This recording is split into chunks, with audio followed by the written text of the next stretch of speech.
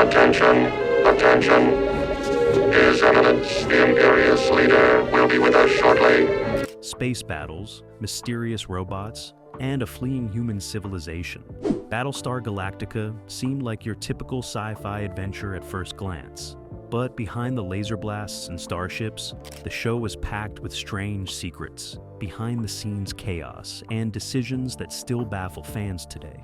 From almost bankrupting ABC to Cylons that were almost literal demons, the making of Galactica is as wild as the story itself. Stick around, because these 20 weird facts will change how you see the classic 1978 series forever. Number 1. The entire show exists because Star Wars scared network executives into panic buying space. Battlestar Galactica was not born out of artistic passion or a love for science fiction. It was born out of fear. When Star Wars detonated in theaters in 1977, executives at ABC realized they had missed the biggest cultural wave of the decade. Overnight, space went from risky to mandatory. Glenn A. Larson was handed an almost blank check and a simple mandate: build something big, loud, and fast before audiences moved on. Scripts were rushed, designs were locked before concepts were finished, and production began before the network fully understood what it was buying. The result was one of the most expensive television pilots ever made at the time, costing more than many feature films. Entire effect sequences were planned before the story justified them. Characters were invented to service visuals rather than the other way around. This panic shaped everything. It explains why the show feels mythic and messy at the same time.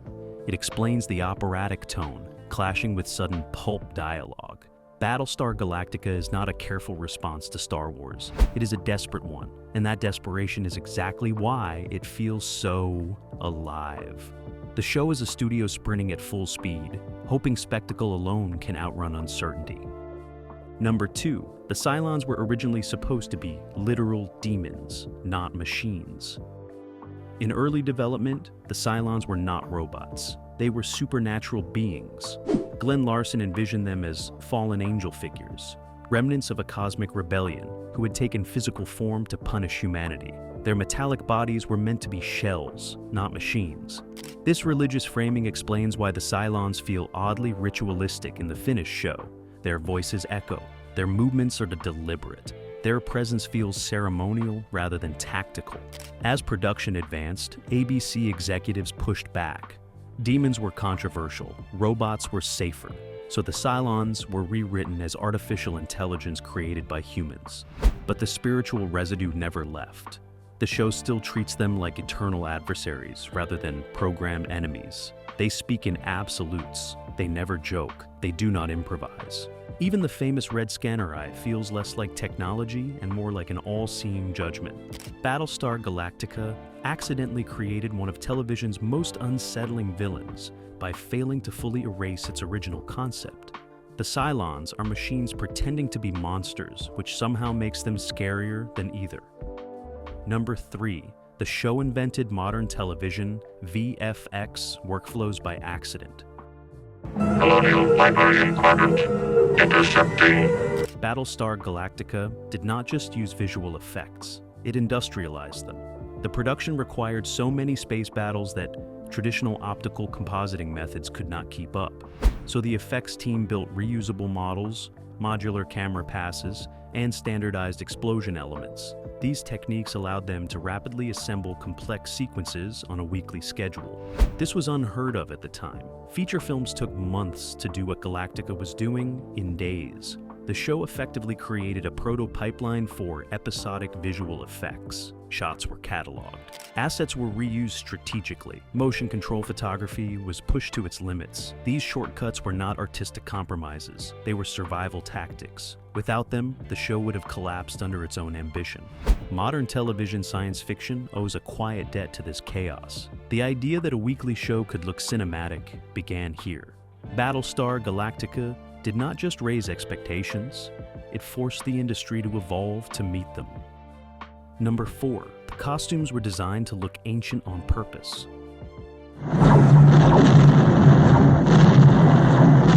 Unlike most science fiction of the era, Battlestar Galactica avoided sleek futurism. The costumes look worn, layered, almost medieval. This was intentional. Glenn Larson wanted the Colonials to feel like a lost civilization rather than an advanced one. He believed that too much futuristic polish would date the show instantly. Instead, he leaned into timelessness. Tunics, sashes, and earth-tone fabrics dominate the wardrobe. Military uniforms resemble ceremonial armor more than tactical gear. Even flight suits look closer to ancient warrior garb than NASA equipment. This choice confused some viewers at the time, but it paid off long-term. The show does not feel trapped in the aesthetics of 1978. It feels mythological. Battlestar Galactica looks like a story being retold, not reported.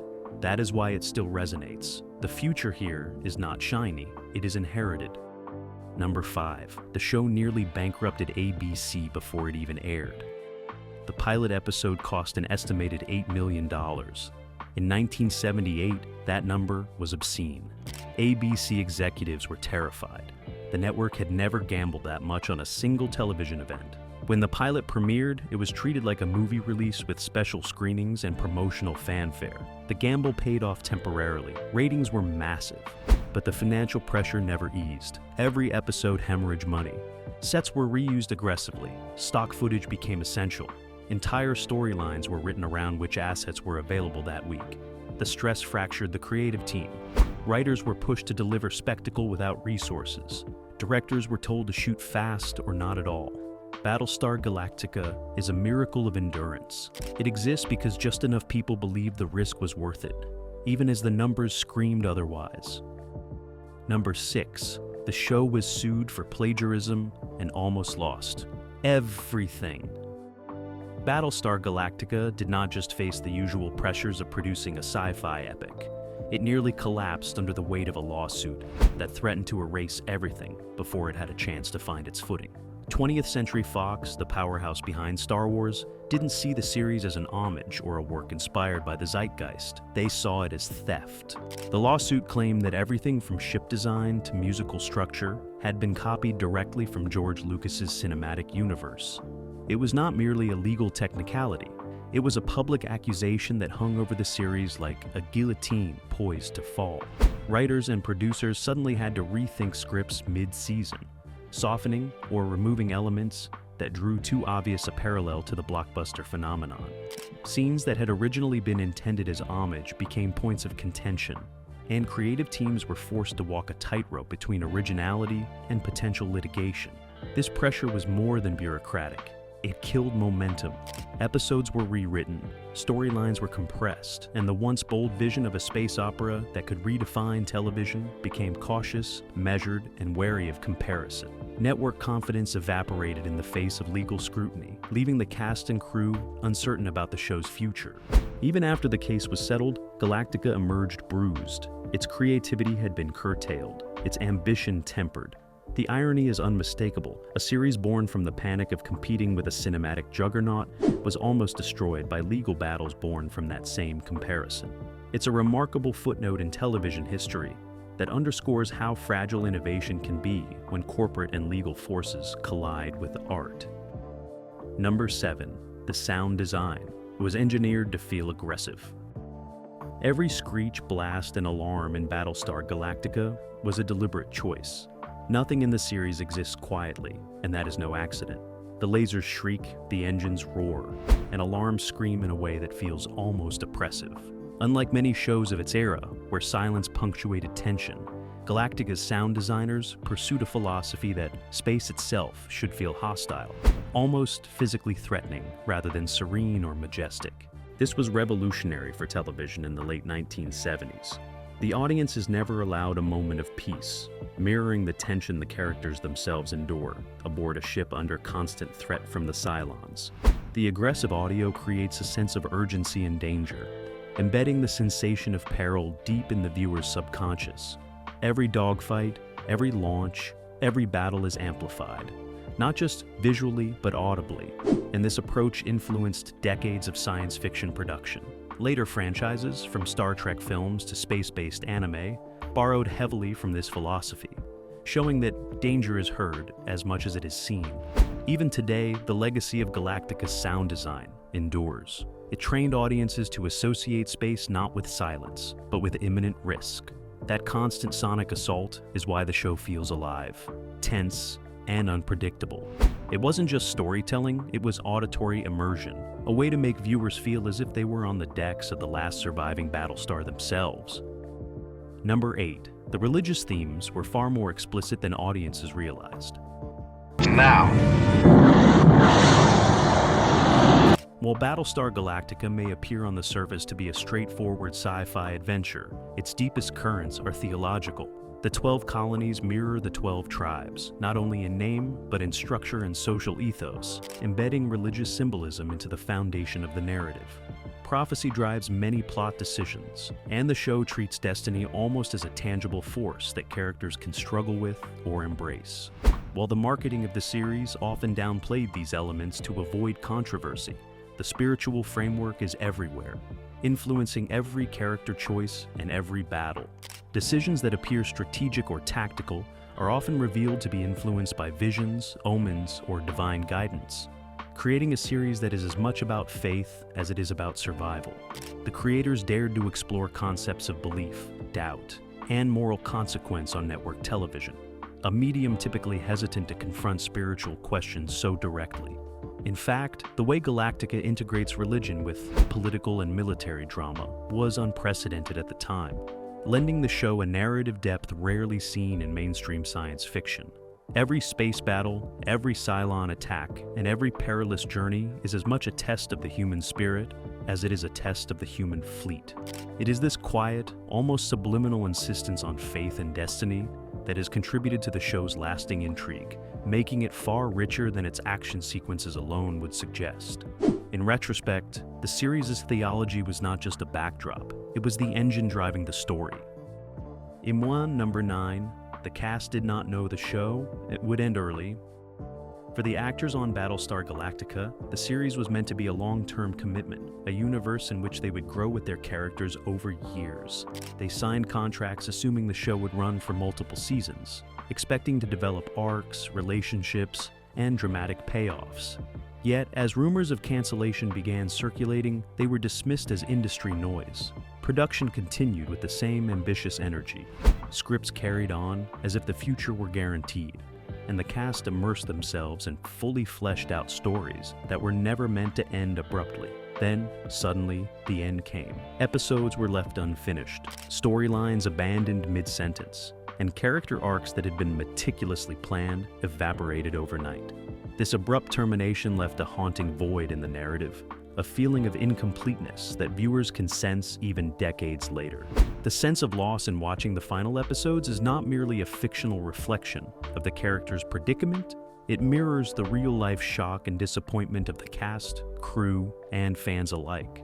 The series' abrupt ending created an unintentional poignancy, a glimpse into a world suddenly halted. The abruptness gave the show a unique tension, one that transformed unfinished storytelling into a kind of art in its own right, capturing the fragility of survival and the unpredictability of life itself. In many ways, that abrupt ending is as legendary as the show's visual and narrative achievements. Number 10. The show became more influential after it failed. Perhaps the most ironic fact about Battlestar Galactica is that its greatest impact came after it ceased airing. While the series struggled with ratings and network politics, its true victory was never in immediate success. It was in its lingering influence. Writers, directors, and creators who grew up watching the original series carried its DNA into their own works, subtly shaping the language of science fiction for decades. The series dared to attempt what others would consider impossible, from complex theological subplots to high-stakes space warfare, creating a blueprint for ambitious storytelling in genre television. Its aesthetic, from ship design to the cold, metallic tones of space corridors, inspired countless later productions, including the critically acclaimed reimagined series decades later. Interestingly, the show's early cancellation may have preserved its legend. Had it continued for multiple seasons, it risked overextension, potentially diluting its thematic depth and visual impact.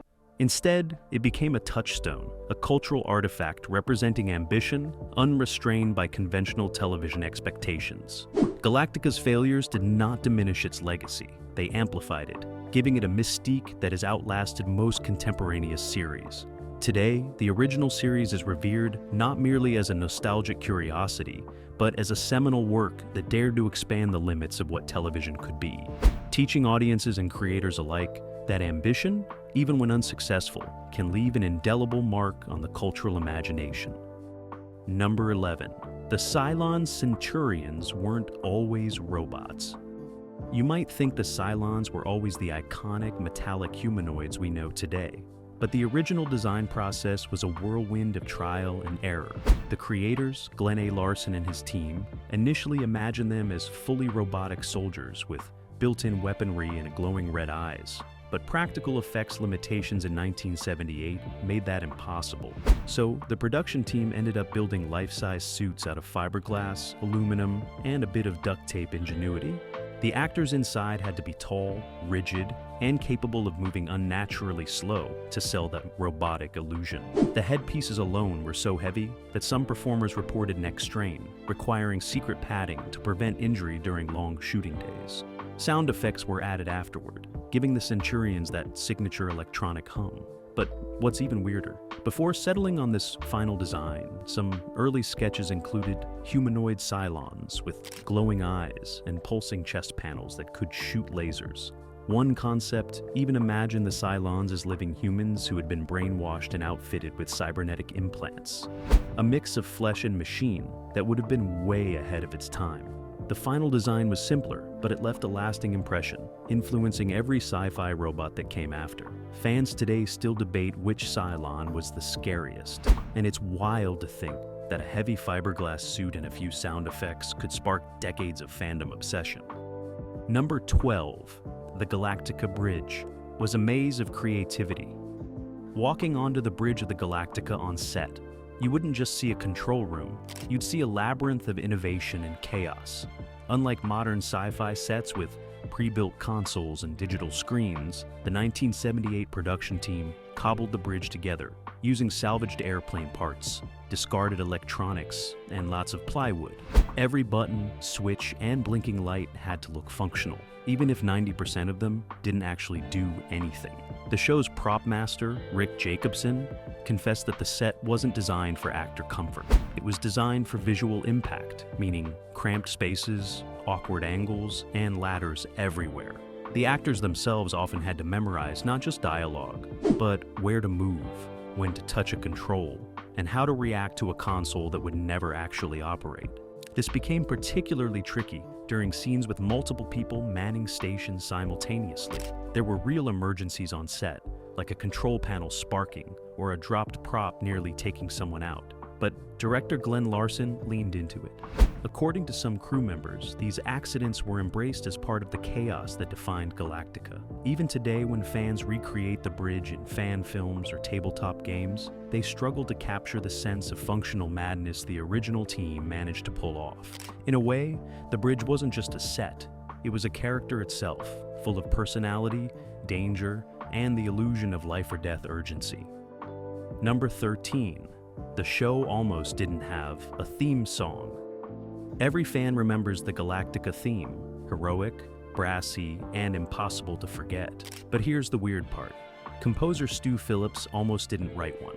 Early in production, the network argued that the show needed something more modern, and considered replacing it with an off-the-shelf synth track. Larson insisted that the music had to feel cinematic, like John Williams in space, which was unusual for TV at the time. Phillips went into the studio, pulled out a brassy, bold arrangement, and recorded it live with a small orchestra.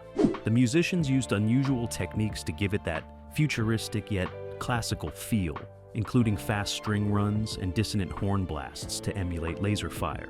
The theme's opening notes weren't just for atmosphere. They were designed to signal the viewer that Galactica wasn't just a show, it was a universe. Interestingly, the network hated the tempo at first, thinking it was too long and dramatic for television audiences. They even suggested chopping it into a 30-second version, but Larson refused. In the end, the full orchestral version aired, cementing itself in pop culture history. It's almost unthinkable now, but for a brief moment, Galactica might have entered living rooms with a generic, forgettable soundtrack, instead of the iconic theme that inspires cosplay, fan videos, and orchestral tributes decades later. Number 14. The Vipers were designed like fighter jets, with a twist. The sleek Colonial Vipers weren't just spaceships. They were carefully modeled after real-world fighter jets, particularly the F-104 Starfighter. Designer Andrew Probert wanted the Vipers to look aerodynamic and militaristic, while remaining distinct from any Earth aircraft. To achieve this, the team combined elements of stealth, speed, and angular aesthetics, giving the ships their instantly recognizable triangular nose and swept-back wings. But here's the twist. The models were built in miniature and filmed using a technique called motion control photography, which was cutting edge at the time. Each Viper had a pilot figure inside, and the cockpit details were painstakingly handcrafted, including tiny dashboard dials and seat harnesses. Despite their small size, these models weighed several pounds and had to be carefully maneuvered during filming. Filming often involved slow-motion sequences to make the ships appear massive, and multiple takes were needed to sync the explosions and laser fire. In some cases, models were destroyed on purpose to create battle scenes, which meant the team had to rebuild them over and over. Fans today still marvel at how realistic the dogfights look, not realizing that the effect came from a combination of miniature craftsmanship, precise lighting, and dozens of tiny explosions. The Viper's design was iconic, and it set a new standard for sci-fi spacecraft design for decades to come. Number 15. The Cylons' voices were completely artificial. You may not realize it, but the signature robotic voice of the Cylons was one of the first uses of digital vocal effects on television. Voice actor John Stevenson recorded each line normally, and then sound engineers processed the recordings through a combination of modulation, reverb, and analog circuitry. The effect gave the Cylons their eerie, mechanical intonation, making them sound simultaneously human and terrifying. What's really weird is that the engineers had to invent the process from scratch. They didn't have software or digital presets. Every sentence had to be manually adjusted, pitch corrected, and timed perfectly to the actor's lip movements or miniatures, namely speaking gestures. Mistiming would make the line sound laughable or completely break the tension of a scene. Larson himself insisted that the Cylons' voices needed to be consistent across episodes, so engineers kept detailed notes about settings, modulation rates, and echo levels. Ironically, the limited technology sometimes added imperfections that made the Cylons even more menacing, because the human ear instinctively detected wrongness in their speech patterns. The approach was so groundbreaking that later sci-fi series, like Star Trek and Doctor Who, borrowed similar techniques for robotic or alien voices. Fans often think the Cylons' menace came from acting alone, but in reality, it was a perfect marriage of performance and audio engineering that created one of television's most memorable robotic villains. Number 16. The show's cancellation was a shock. Despite a passionate fan base, Battlestar Galactica was canceled after only one season, and the reasons were surprisingly complicated. ABC cited high production costs, which were astronomical for a television series in 1978. The special effects, miniatures, sets, and orchestral score added up to millions per episode, a huge gamble that the network didn't feel was sustainable. But that wasn't the only factor. Nielsen ratings were inconsistent, with some markets showing strong viewership and others barely registering. Critics were mixed too. Some loved the ambition, while others derided it as space soap opera. The cast and crew were blindsided, believing that the show's cult appeal and merchandising potential would save it. Even worse, contracts for the actors and writers had clauses contingent on renewal, meaning layoffs were sudden and abrupt. Glenn Larson attempted to pitch a retooled version, even suggesting animated episodes and spin-offs, but network executives weren't interested. This cancellation caused a ripple effect. Planned storylines, character arcs, and ambitious plot lines for Season 2 never materialized. Fans were left with cliffhangers, such as unexplored colonies and unanswered questions about the Cylon origins. The show may have ended prematurely, but its cancellation ironically fueled its cult status, inspiring fan campaigns, conventions, and later reboots that honored the original's groundbreaking creativity. Number 17. The actors trained like pilots. The cast of Galactica didn't just act, they trained like real fighter pilots. Every lead, including Lorne Greene, Richard Hatch, and Dirk Benedict, spent hours in mock cockpits learning to operate the Viper controls for authenticity. The production team even created a limited flight simulation, complete with tilt, vibrations, and light turbulence, so actors could react convincingly during space battles. This wasn't just for show.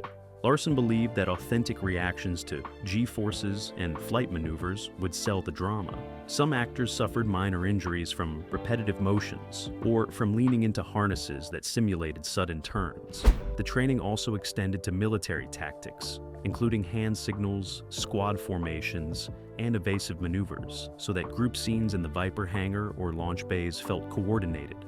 Surprisingly, this level of preparation was almost unheard of in 1970s TV sci-fi, which usually relied on static acting and green screen backdrops. Fans today often comment that the space battles feel real, not knowing the hours of physical rehearsal behind the scenes. In some cases, actors would even improvise emergency maneuvers mid-scene if the miniatures or models didn't cooperate, adding a level of realism no storyboard could predict. This dedication helped Galactica stand out from its contemporaries, proving that attention to detail and performance could elevate even a high-concept science fiction show. Number 18. Costume malfunctions were a regular hazard. The leather flight suits, elaborate uniforms, and heavy Cylon headpieces were notoriously difficult to wear. Actors often had to endure extreme heat under studio lights, and the leather was so stiff that it restricted movement and caused abrasions. The boots alone were a nightmare for long shooting days, leading to blisters and even minor sprains. The Cylon performers inside the fiberglass suits often couldn't see clearly or hear properly, making coordination on set almost impossible. Scenes involving Viper launches, battles, or hallway sequences often became an unintentional slapstick spectacle as actors tripped over wires, collided with props, or struggled to lift cumbersome helmets. Costume designers had to constantly modify outfits with extra padding, ventilation, and hidden zippers to accommodate the actors' needs without compromising visual fidelity. Despite these hazards, the cast maintained professionalism, sometimes improvising movements or gestures to keep shots intact. Some actors even claimed that enduring the costumes helped them become their characters, giving weight to the claustrophobic and militarized feel of life aboard Galactica. Modern fans recreating cosplay often underestimate how physically demanding the original uniforms were, making this behind-the-scenes struggle one of the weirdest, least recognized facts about the production. Number 19. The show almost went to space. Here's one of the strangest facts. Early in production, there were talks of actually filming a few establishing shots of Galactica from suborbital rockets, and NASA and private contractors were contacted to explore the possibility. Though the budget made it almost impossible, Larson imagined a brief sequence showing the ship leaving Earth orbit to signal the beginning of humanity's interstellar journey. Concept artists drew elaborate plans, including zero-gravity crew scenes and real starscapes. Ultimately, the idea was scrapped because of cost, safety, and logistics. But the plans were detailed enough that they influenced model shots. Miniature Galactica ships were placed against hand-painted star backdrops and lit to mimic the appearance of actual orbital footage. The near miss with space-based filming became a legendary what if in fan circles, proving that the show's ambition often outstripped its budget. The notion that Galactica could have been the first show with actual space shots has persisted in sci-fi lore, and it remains a fascinating glimpse into Larson's visionary approach. Number 20. The show almost went to space. Here's one of the strangest facts. Early in production, there were serious discussions about filming a few establishing shots of Galactica from suborbital rockets. Glenn Larson wanted the ship leaving Earth orbit to be as realistic as possible, a bold idea far ahead of its time.